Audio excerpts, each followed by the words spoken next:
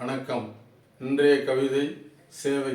சேவையே நமது செயல்பாடு, அதை செய்திட்டால் வளரும் பண்பாடு. பிறர் நலனில் நீ அக்கறையோடு இருந்திட வேண்டும் என்றும் கனிவோடு.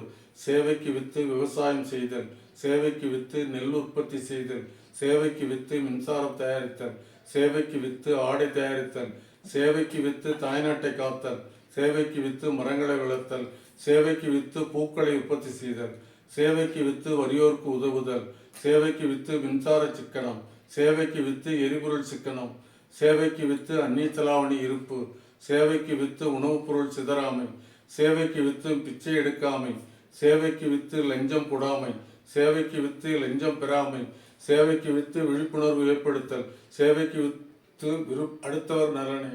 நன்றி, வணக்கம்.